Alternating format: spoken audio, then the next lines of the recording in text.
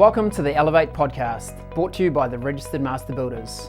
Each week we explore the ideas and practices that help us get the best from our businesses, our teams and ourselves. I'm your host, Ryan Castle. We talk to experts, advocates and business owners in the construction industry to share their knowledge, insights and experiences to help you build a better business and enjoy a better life. Now let the business building begin. Ever wondered what makes a city truly livable, not just dense? In this episode of the Master Builders Elevate podcast, we sit down with urban planner George Weeks to unpack what good density really looks like. George introduces the 5-minute pint test, a simple but powerful idea that every neighbourhood should let you walk 5 minutes to grab milk, meet a mate for a beer, or take your kids to the park.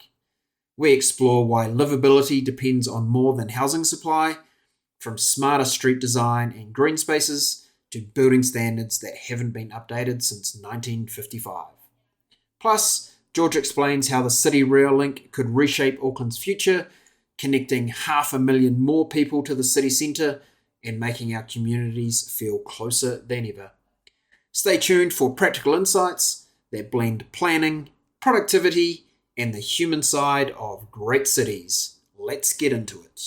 George Weeks, welcome along to the Master Builders Elevate podcast. So fantastic to have you on the show today. Thank you, Ryan. Good morning. Now, George, I'm picking from that accent that maybe native Kiwi is not the thing. Correct. I'm from the UK. I grew up in Bristol. Bristol, okay. And if you were to join a couple of parallels between things you observe in Bristol and things you observe in Auckland? Well, Bristol, like Auckland, is a port city. It grew up on maritime trade.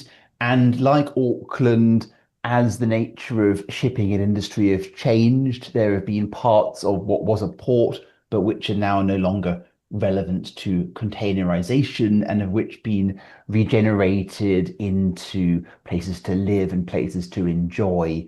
And you see that very similarly in Auckland and places like Queen's Wharf and the Viaduct Harbour. And I think Bristol, like Auckland, is quite an explorable city. It's an enjoyable place just to poke around. And I think also like Auckland, it's a biggish place that very much stands on its own 2 feet.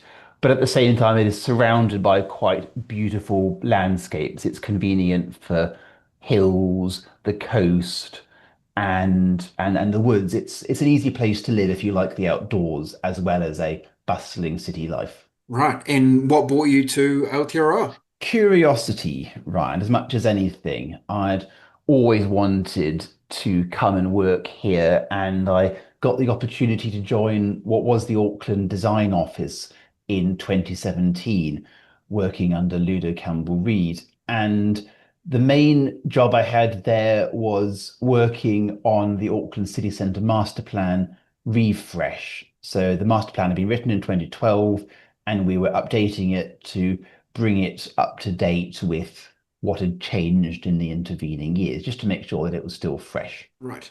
And as someone who doesn't know what a master plan for a city contains, can you give us the sort of executive summary level of what that is intended to do and what it looks like? Yes. So the Auckland City Centre Master Plan is a 20-year vision setting out what you'd like the place to be 2 decades from now. So it's a high-level set of aims, and it's a combination of place-based initiatives such as how do we want the east of the city centre to work?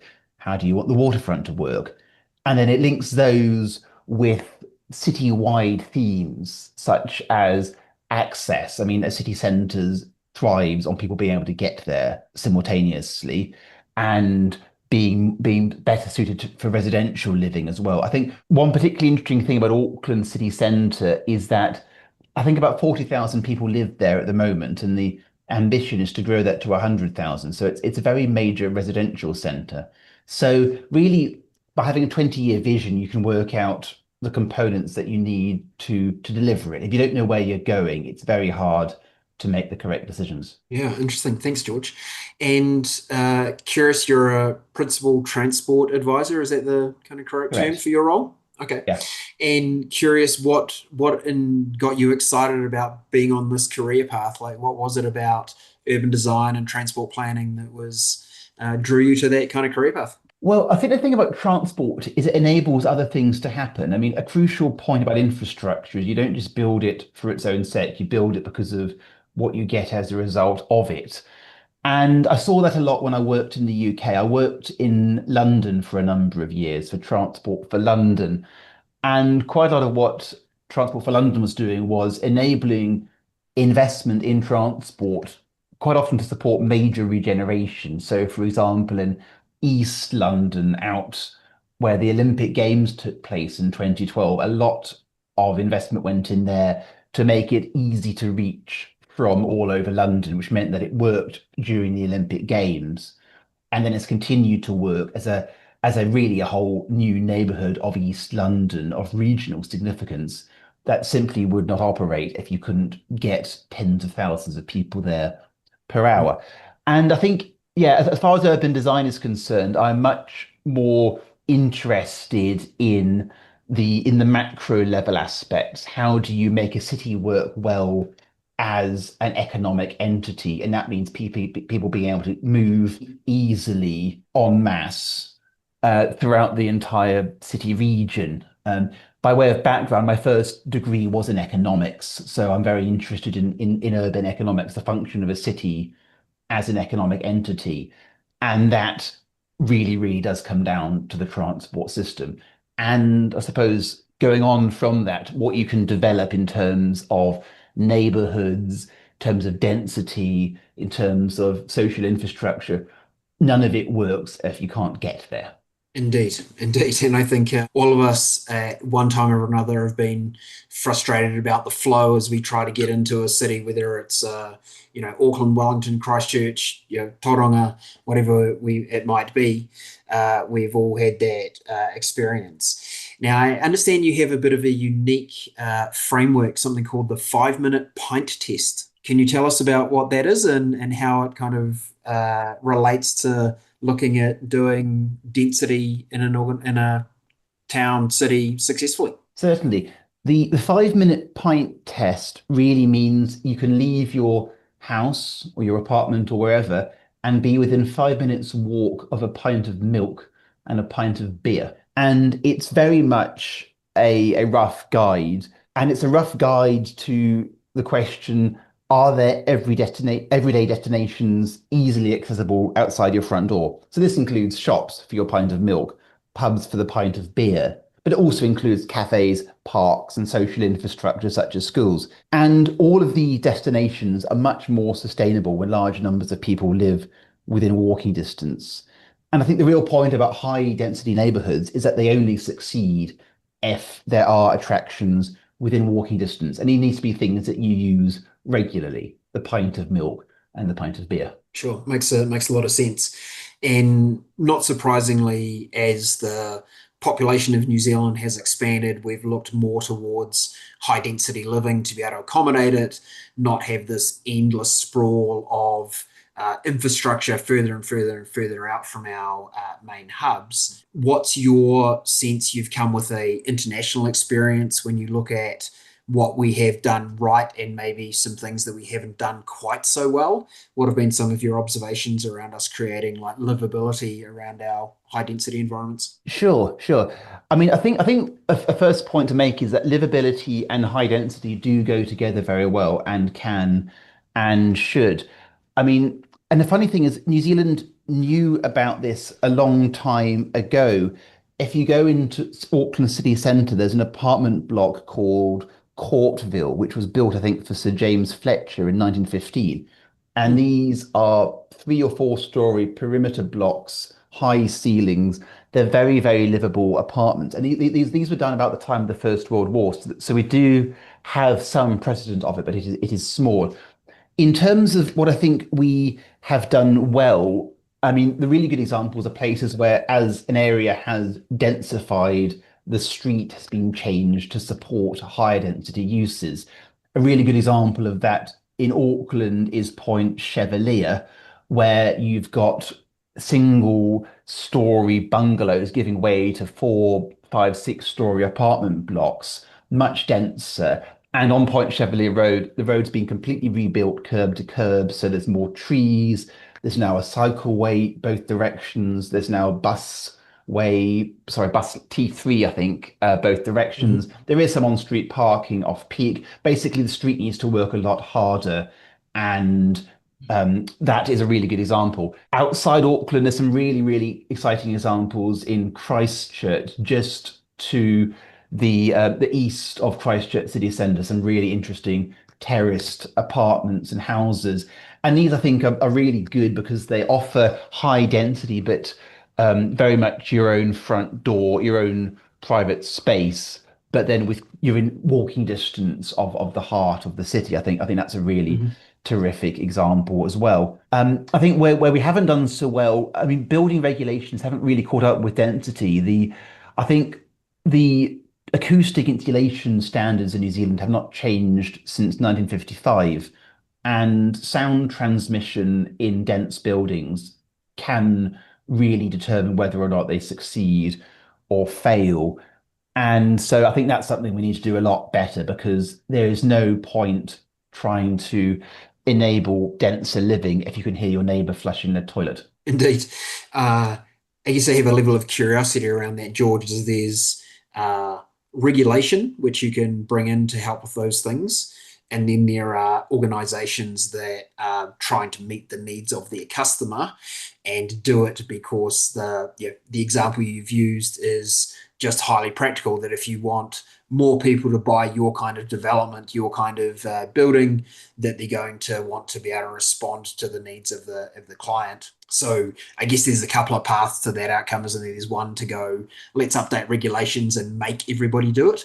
And then the other one is a bit of a responsibility on the side of developers and builders to go, let me deliver a high quality product that my client loves to live in and will, refer me and praise what we've created for them. Yeah, exactly. And I think one interesting dimension of this is when you've got people building for themselves. In Grey Lynn in Auckland, there's a development that was built about 4 or 5 years ago called the Grey Lynn Co-house. And this was it was developed mainly by 3 couples to build 29 houses and apartments on the site of one original villa. And I think what's interesting about this is because it was being built by the people that were going to live in it. They were meticulous about spending the money where it counted. So the materials in Grey Lynn Co-house, it's mostly painted brick. I think the roof is metal. They're not extravagant materials, but a lot of effort went into the acoustic insulation between floors. There are multiple layers to make quite sure that if somebody's walking around in the flat above you, you're not going to know about it. So I think, the owner developer model is interesting, but it's rare to see that with density in New Zealand. Grey Lynn Co-house is an exception. Okay, that's a really good example. Thank you for sharing that. If based on your experience and things you observe, George, if you were to give our listeners of the podcast who are most often construction developer related, if you could share some insights that would help them build better developments, maybe improving pedestrian connectivity, more everyday access, what kind of advice would you have for them? Oh, sure, absolutely. I think pedestrian connectivity is an absolutely key point of density. And this comes back to my point that you want people to be able to leave their front door and be where they want to be easily. And you can't do that if you've got dense, very large blocks that are hard to walk through. So I would say maintaining through-site pedestrian links is very, very significant. But these need to be safe and attractive. You need to provide lighting. And this means taking the time to understand what good lighting actually looks like. And I mean, this is an interesting question in itself. The good lighting that's successful, if you want to understand that, just Google image search luxury resort lighting, and you will see places where there's soft, diffuse, low-level lighting that illuminates the surroundings. And that's the kind of lighting you need for any pedestrian throughway. You don't want to have the sort of floodlit prison boundary wall aesthetic. You want to do lighting that's soft. I think another really interesting aspect for any developer wanting to do density well is to be on public transport routes, on bus routes, near railway stations. That's again vitally important, because a dense 5-minute pint neighborhood can work well, but you can't live there your entire life. You need to go to other places.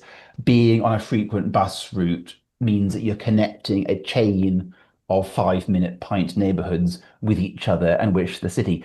And again, you see this in Auckland along some of the ridges in the Auckland Isthmus that carry the main bus routes, the former tram routes, like Remuera Road. You will get one large house being replaced by 24 apartments because people are prepared to pay to live in an apartment there because it's convenient and it's well connected. And also, just another point I'd say about density, well, is trees and greenery. People love greenery, they love trees. And if you're going to make a dense area work well, it can't be stark and denuded of natural life. So find ways to incorporate trees and greenery, Sure. whether it's through planter boxes, street trees, or whatever. Yeah. Yeah. Not only for the aesthetic, but for the critical function that our plant life does is keeping our planet healthy and soaking up all our carbon dioxide and all those kind of good things as well. George, I understand around about a third of New Zealand adults don't have a driver's license. Curious when you're thinking about things like master plans and looking at a more holistic view of developing design for a city. How do things like that factor into your consideration of what we could do with our city? Yes, very good question. And just to clarify, I think it's about a third of the New Zealand population. It's a quarter of adults that don't have a full license. Okay, thank you. But the point is that designing neighborhoods on the basis that every person will drive for every trip is a pretty cruel approach to take to urban planning. I mean, particularly for old people, many of whom don't like driving or aren't allowed to anymore, and children who are too young. And it deprives them of their independence and of their freedom of the city.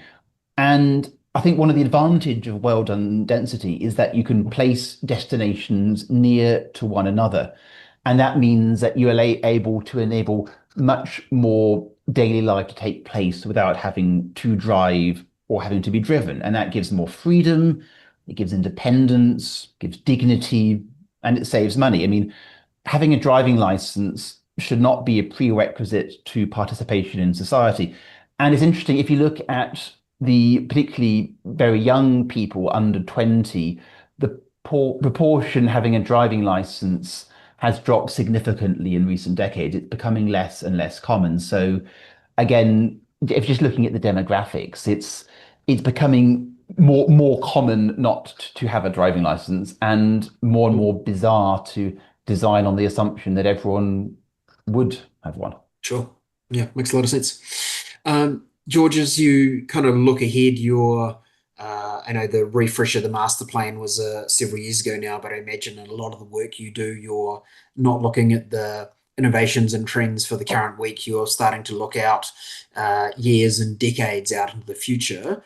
What are some of the things you're aware of, maybe internationally, that you're observing that you feel like could be applied to our next generation of New Zealand neighbourhoods? Sure.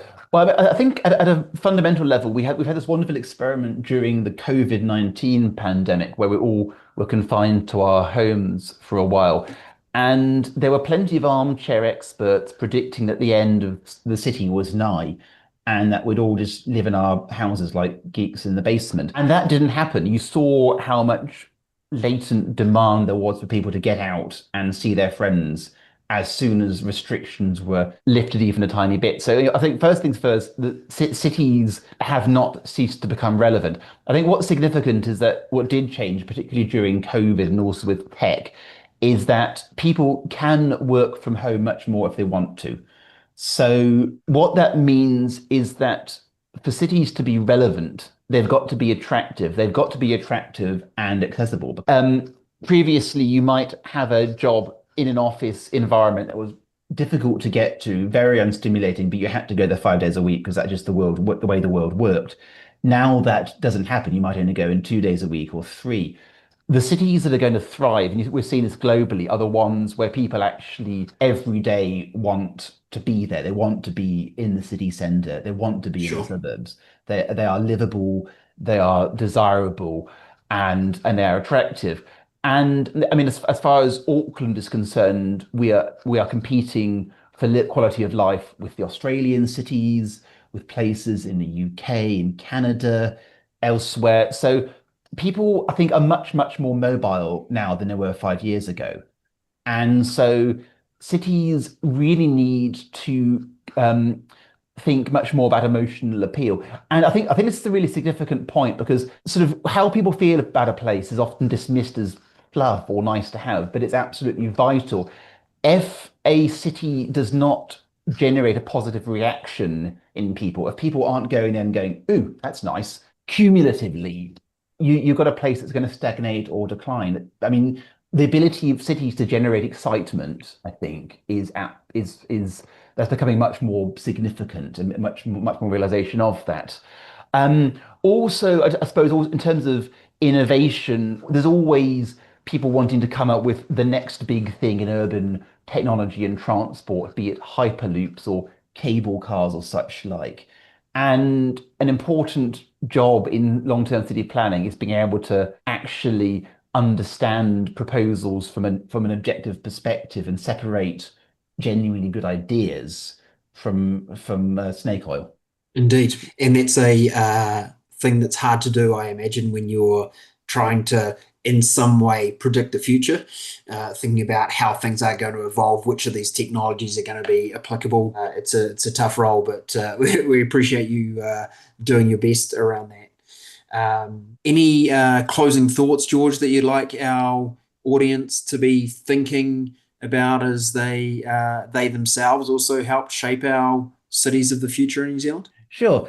I think what's interesting is, I suppose, picking up my previous point, if you're evaluating public transport technology, look at how many people per hour it can move and use that to make your decisions. And looking more widely about real estate and development and building, I think, yeah, look at the data. There is for example, coming back to apartments and high density, there's a good report that CBRE produced earlier this year, which showed where in Auckland people would like to live in apartments. And these are the areas that are closest to jobs and have high amenity value. So places like Mount Eden, Herne Bay, Epsom, but also Ariwa, which is further from jobs, but is a lovely place to live. You're by the sea. So the point about that is really, yeah, there is a lot of really good information out there that really has to be understood, just because there's always the force of anecdote and received wisdom and habit. So look at what is produced by organizations, by people who do good research and whose responsibility is to do good research and go from that.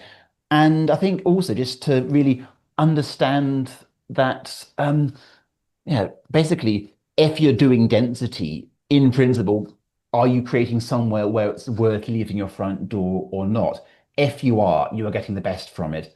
If not, then that is really dense sprawl, and that's the worst of both worlds. Sure. So I think that's significant. And I mean, I think it's in New Zealand does have really, really good examples of density done well. I mean, other more recent developments, Domain terraces in where was that on the edge of Auckland Domain. Hobsonville again showed that a coherent vision with well-designed streets and attractive architecture would be a winner. The fact that many people who shaped Hobsonville have bought houses there is testimony to success, the kind of eat your own dog food test. And so, yeah, look at precedents that have worked here and copy. I mean, all artists borrow, great artists steal. Sure. Yeah, love that. And a closing question from me, George. I think we're getting pretty close to the City Rail Loop opening in Auckland. What impact do you think that will have? I imagine that was a significant part of the master plan back when you were working on it in, was that 2016, 2017? Now that we're getting close to that being available, what impact do you think that'll have on the kind of livability of Auckland? I think it's a very good question. Just a point of correction, it's not City Rail Loop, it's City Rail Link. And Sorry, thank you. That's quite all right, because I think City Rail Loop makes people sort of picture it in the same frame as the old Sydney city centre monorail, which is quite fun for one ride, but no one ever used it more than that. Whereas Sure. City Rail Link is different. It's much more. It's what the German cities would call an S-Bahn. You're converting your legacy railway line into a modern system by building a relatively short length that turns a terminus into a through station, sorry, into a through line with stations in between. City Rail Link is going to, I think it's going to increase the number of people within a half-hour rail journey of Auckland city centre. It's going to increase that by 500,000. Wow. So that is an enormous, enormous catchment. And so for destinations to the south and the west of Auckland, there's going to be access to a much, much higher number of jobs than there was before. So I think that's going to, again, coming back to my point about urban economics, it's going to make Auckland city centre and the surrounding suburbs much, much better connected for jobs. And that is going to be good for productivity, for connectivity. If you have access to tens of thousands more jobs as a result of changes in how the public transport system works, that's going to be, on average, good. I think also Auckland's rail network is not terribly dense. So the way that City Rail Link works in collaboration with the bus system, particularly the Northern Busway, it's going to really shrink Auckland and make its neighbourhoods closer to one another. And Auckland is a very spread out city, so I think it's going to be significant.